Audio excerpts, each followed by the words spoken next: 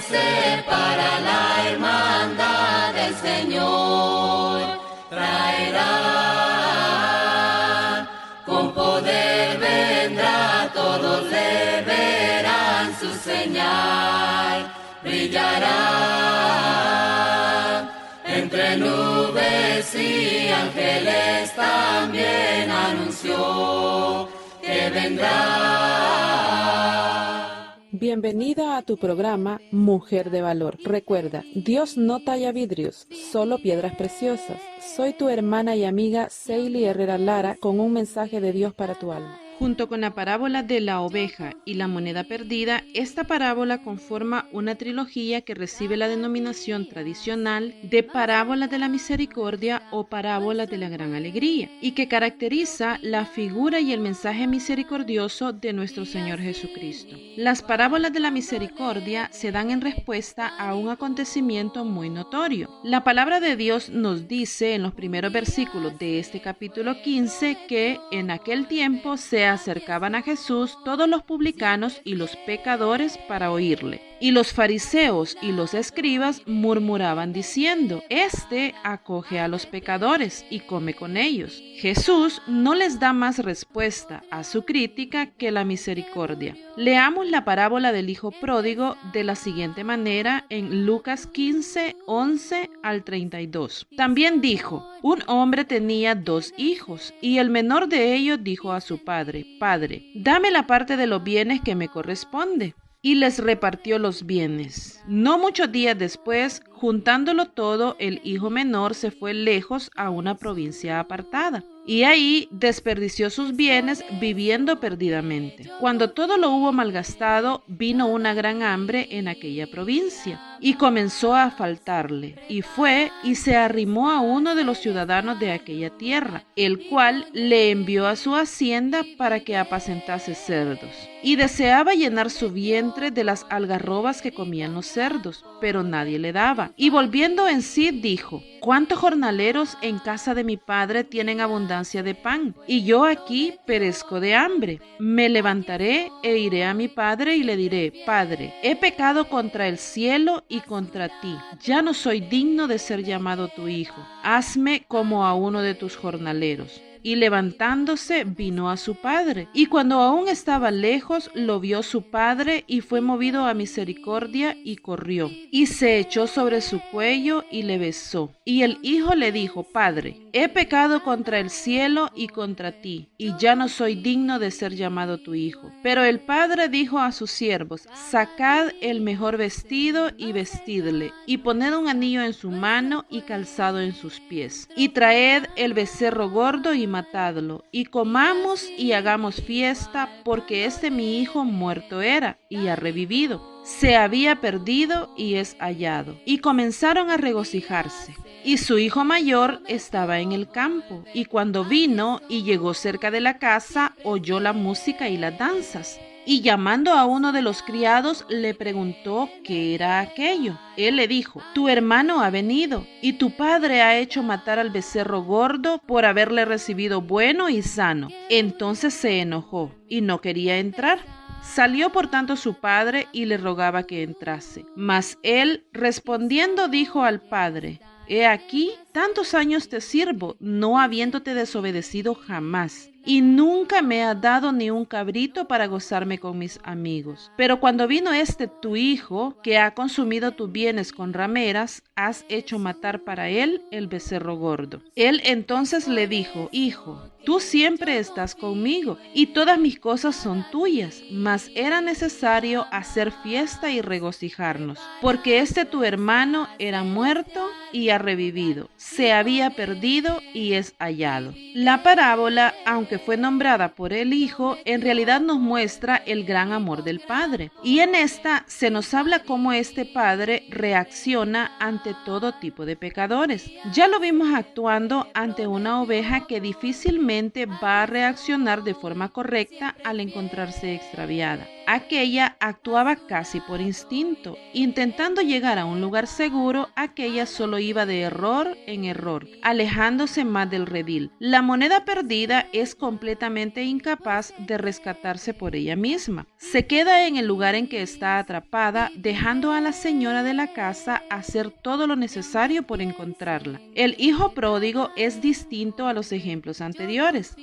Con pleno uso de razón, decide tanto el alejarse del padre como el regreso. Y el amoroso padre lo recibe como solamente nuestro Padre eterno puede hacerlo. Veamos a los personajes de la parábola y su actuar. El hijo pródigo es sobre quien recaen todos los actos de ella. Es el hijo menor, lo cual ya lo pone en menor posición que su hermano, que por derecho a la primogenitura ya le ganaba ventaja en cuanto a la cantidad y calidad de la herencia que le correspondía. Este pidió su parte de la herencia, siendo esto una afrenta contra su padre y contra su hermano también. Pero su padre le concedió su pedido y más aún. La Biblia nos dice que el padre repartió la herencia a ambos, tanto al que la pedía como al que no. Esto nos habla de lo verdaderamente justo que era el padre de familia. Repartió justamente lo que había en ese momento. Me imagino que él se quedó con lo básico para seguir viviendo y obviamente ya sin ninguna obligación para con sus hijos. Posteriormente encontramos que el hijo mayor aparentemente continúa viviendo sosegadamente en la misma casa junto a su padre y desarrollando su vida justamente como lo hacía antes de recibir la herencia.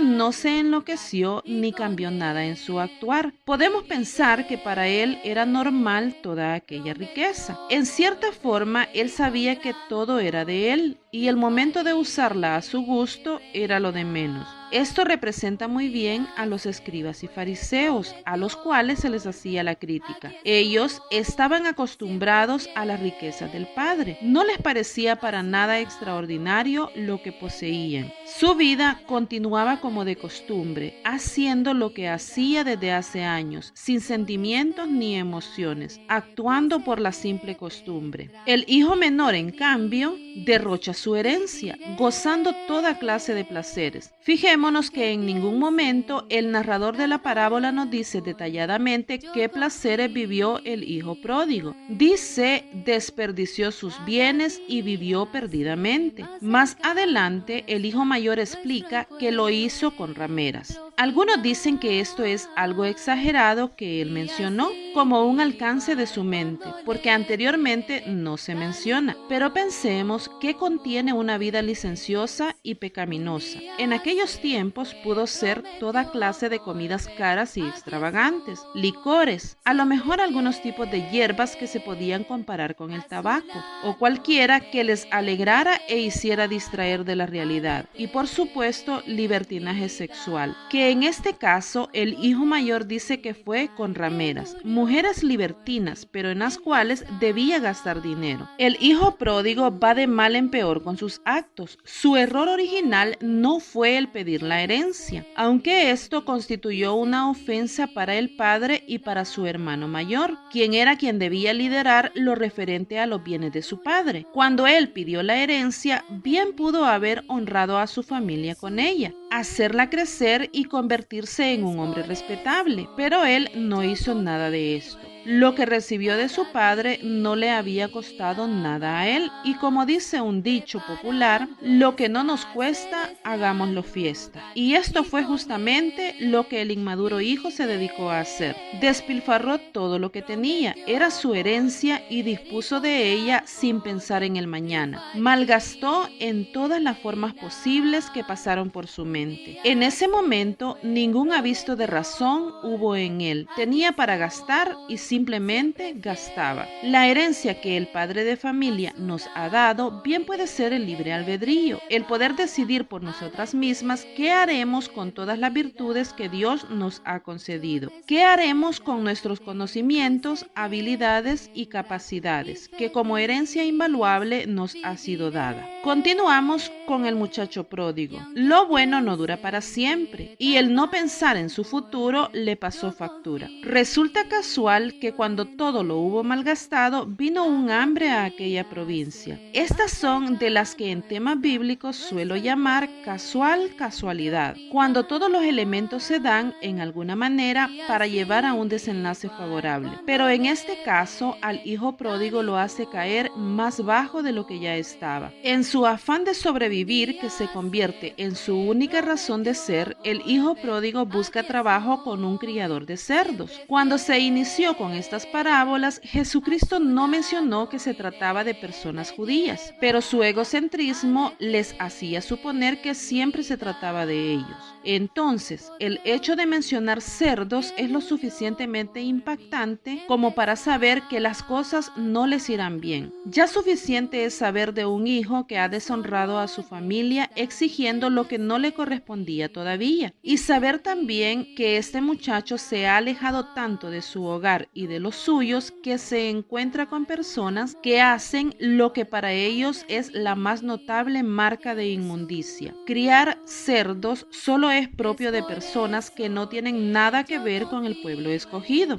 y es a una persona que no tiene nada que ver con lo puro, bueno y digno que este muchacho va por ayuda. Este se arrimó a un hombre de aquel lugar, y si entendemos cómo debe ser la palabra arrimar, sabemos que no le estaba dando un contrato de trabajo. Este vino suplicando por algo y el hacendado no iba a hospedarlo en su casa. Lo envió al lugar donde estaban los cerdos, porque este no era ni su amigo ni su invitado. Era simplemente un alguien que buscaba un poco de ayuda, y el hacendado le ofrece lo que hay. ¿Quieres ir a los chiqueros y ver por los cerdos? Hazlo. Esta relación fue muy rara. No era de amigos, no era de trabajo, no hubo acuerdos entre ellos, que sí y que no tendría este muchacho. Si estaba dispuesto a ir con los cerdos, debió ser por algo, y al haberse mencionado un hambre un poco antes, fácilmente suponemos que su petición fue por algo de alimento, pero parece que no estaba recibiendo ni siquiera lo básico, mucho menos lo suficiente. Según la lectura, las algarrobas que comían los cerdos eran mucho más apetecibles para él que lo que sea que él recibía. La algarroba es una vaina azucarada y comestible, de color castaño por fuera y amarillenta por dentro, con semillas muy duras, la cual se da como alimento al ganado de labor. Su deseo nos hace ver dos cosas: lo poco que él estaba recibiendo y lo mucho que recibían los cerdos en comparación con él. Este muchacho llegó al colmo como ser humano, al sentir envidia de los cerdos. Los cerdos eran engordados para sacar provecho de ellos más adelante, pero en verdad al muchacho no había por qué darle más que lo estrictamente necesario. No nos equivoquemos pensando que él no recibía nada al aceptar estar en aquella hacienda. Debía recibir algo, pero los cerdos recibían más y mejor que él. Lo otro que notamos es que la labor requerida de él era tan baja que ni siquiera era el alimentador de los cerdos. El mundo es así. Para los que hemos conocido el reino, lo que el mundo nos ofrece es tan poco que a los cerdos les ha de ir mejor que a los que en algún momento hemos decidido llevar una vida de pródigos alejados del Padre. Pensemos en que él ni siquiera era el encargado de alimentarlos. Puede ser que era el encargado de la limpieza de los chiqueros. Y este joven veía a los animales comer aquellas vainas con tanto entusiasmo que parecían en verdad un manjar. ¿Saben qué? Los que se encuentran acostumbrados al pecar de verdad disfrutan su vida pecaminosa. No ven ningún problema en ella. Los vicios, los desórdenes y toda clase de pecado son algo común y cotidiano. Pero los que una vez fueron apartados de esta vida y luego ven a los otros cometerlos con tanta naturalidad, no pueden olvidar que esto es en verdad algarrobas y que hay un lugar en el cual hay verdaderos platos de comida, preparados especialmente para seres humanos, y que es lo que debería estar disfrutando. Dice que nadie le daba las algarrobas, pero estas podían ser buscadas por él mismo en los árboles en que se daban. O sea que para comer tales frutos no necesitaba estar atado al señor de la hacienda. Pero así es cuando estamos en la vida de pecado. No alcanzamos a ver hasta dónde podemos hacer por nuestras propias fuerzas y hasta dónde debemos esperar que el Señor de este mundo nos ponga la solución en nuestras manos.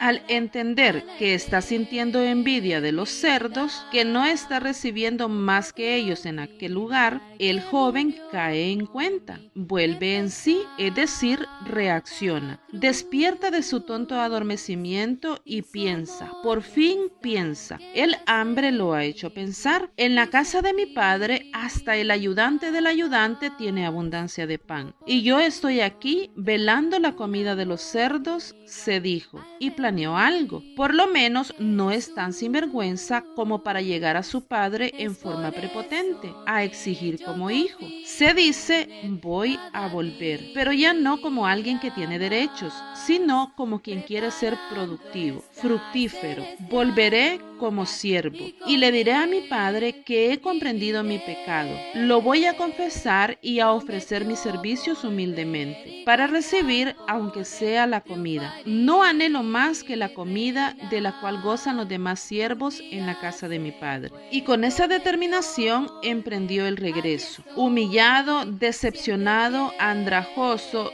sucio y maloliente. Cuando está a la vista de la casa de su padre, él va caminando despacio, apreciando todo aquello que una vez fue suyo y que no supo valorar. Y el padre lo ve llegar y hace algo totalmente impropio. Su deber era escupir a ese muchacho. Su deber era gritar ante todos que desconocía a aquel atrevido y malagradecido sujeto. Su deber era comportarse como un señor digno y dar la espalda a ese tonto derrochador que había ensuciado el buen nombre de la familia. El padre no reacciona como manda la ley ni la costumbre. Él corre. Correr no es digno de un gran señor, pero él corre hacia su hijo. Si su padre lo iba a recibir, debió dejarlo ir hasta la casa y en privado hablar con él para hacerle ver sus errores y establecer cómo debía ser la relación en delante. Pero no, al padre no le importa que todos sus empleados vean la gran emoción con que recibe a su hijo pródigo. Lo abraza y lo besa, pero este huele a chiquero de cerdos. Recordemos lo penetrante que son estos olores. Al padre no le importa. Igualmente, con olor a lo que sea, su hijo está ahí de regreso. El muchacho empieza a hablar. Padre, he pecado contra el cielo y contra ti, y ya no soy digno de ser llamado tu hijo. Pero le está llamando padre. No le llama señor hacendado, señor de estas tierras, le llama padre, porque en el fondo de su corazón sabe que haya hecho lo que haya hecho, este es su padre y siempre lo será. Él menospreció lo que su padre hizo por él, pero no olvida que él es padre, que es bueno y misericordioso. Su padre apenas lo deja hablar, no termina su discurso. Los que lo vimos ensayar sabemos que le falta una parte, y una muy importante, en la cual él viene a ofrecerse como jornalero. Él estaba dispuesto a ubicarse en el último lugar con tal de estar en aquella casa. El padre se adelantó a sus pensamientos y mandó a sacar un vestido, pero no solamente un vestido, sino el mejor de los vestidos.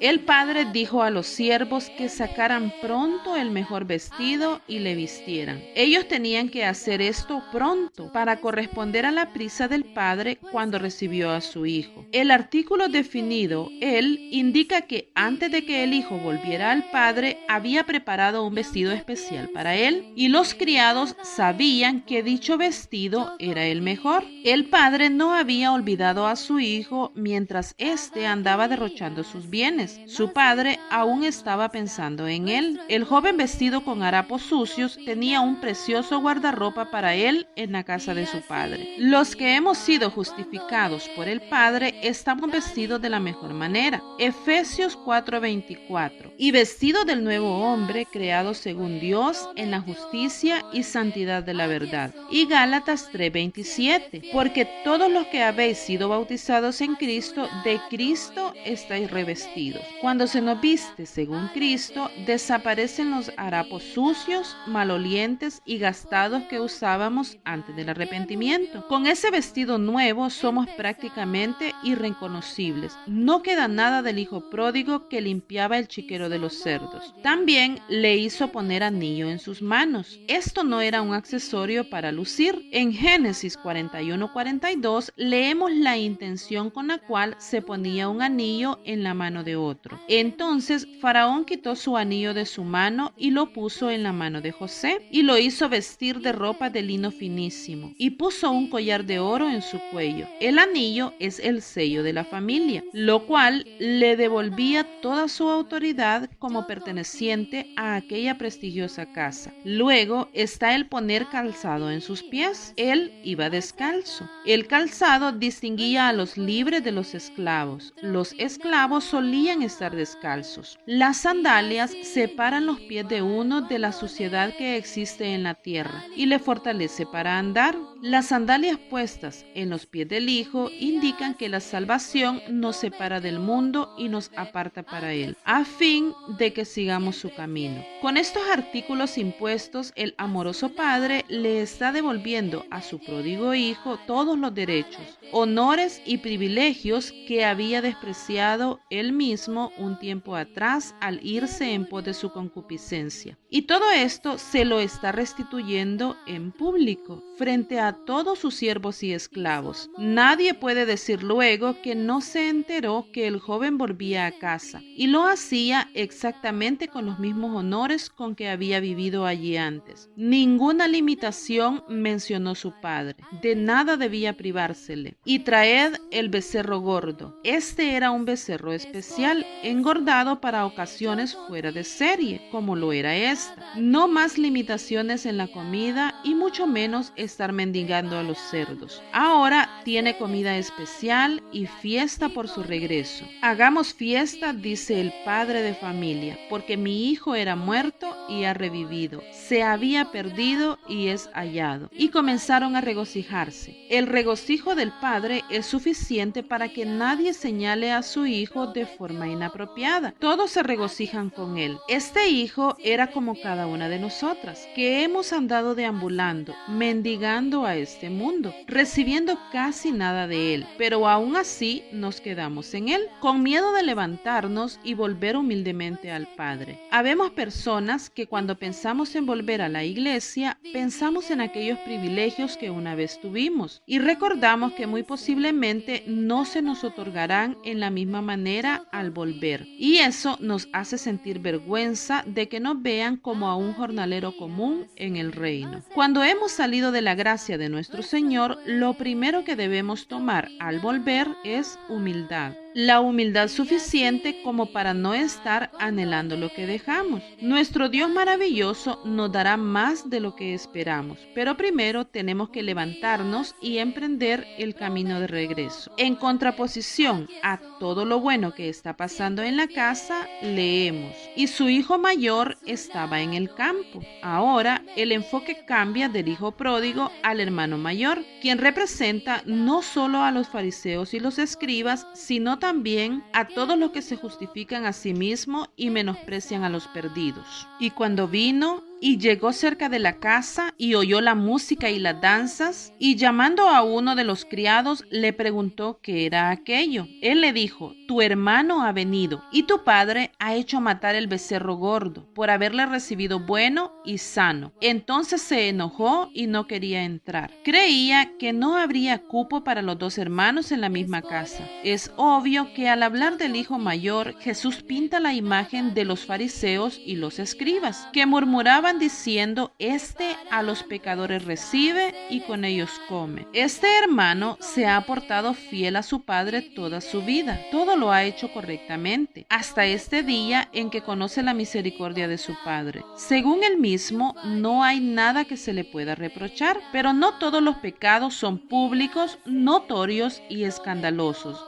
Hay los que se arraigan en el corazón y de un momento a otro brotan, como los celos y la amargura por un hermano. Esto no surgió en ese momento. Se exteriorizó, sí, pero estaba en él desde mucho antes. Estos pecados son muy delicados, porque como nadie los puede señalar hasta que brotan al exterior, entonces no se pueden tratar hasta que es muy tarde. Ante el capricho del hijo mayor, salió por tanto su padre y le rogaba que entrase. Mas él, respondiendo, dijo al padre: he aquí tantos años te sirvo. Ni siquiera le llama padre como lo hizo el hijo pródigo. Su vida en la casa de su padre no era nada dichosa. Era puro servicio frío, literalmente trabajo de esclavo, no habiéndote desobedecido jamás. Qué contraste entre la humildad del hijo pródigo y el orgullo de su hermano mayor. Este creía que era muy superior a su hermano menor, que era moral y su hermano inmoral. Así pensaban los fariseos y los escribas. El padre había hecho lo mismo con cada uno de sus hijos. Les entregó su herencia y los dejó ser por igual, pero su casa siempre estaba dispuesta para ellos. El todo era que quisieran entrar.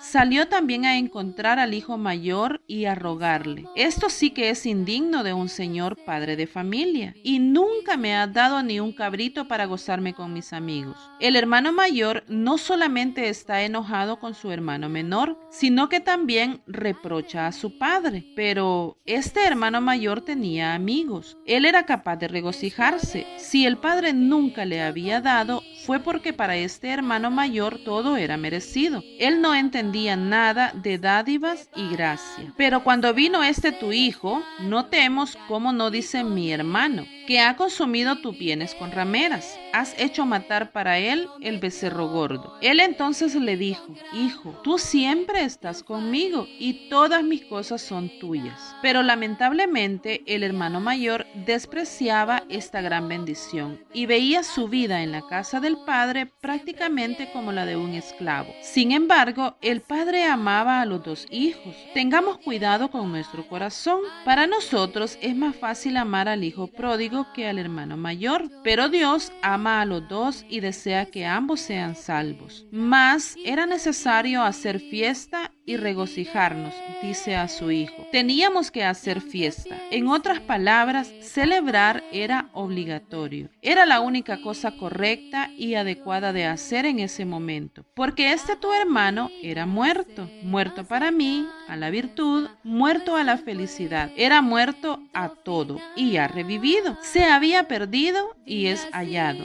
Debería regocijarse porque como el padre había ganado a su hijo como resucitado de los muertos, así también él había recobrado a su hermano. Esta, además de ser una parábola tan conocida que se encuentra entre las más recordadas, mencionadas y representadas en todos los ámbitos, debemos notar también que es una parábola que no cuenta con un final claro. No sabemos si el hijo mayor terminó entrando a la casa con su padre y hermano. Esta escena parece quedar a la decisión de cada una de nosotras, las que somos hijos pródigos o a lo mejor hijos mayores, orgullosos, odiosos y caprichosos. La enseñanza no es nada más para mostrar la misericordia del padre hacia su hijo menor, inmaduro y pecador público, sino también para quienes nos creemos, como en el caso del fariseo y el publicano, mejor que otros por no haber pecado en la misma forma que ellos lo han hecho. La misericordia del Padre se muestra igual a toda clase de pecadores, y como la parábola narrada nos da la posibilidad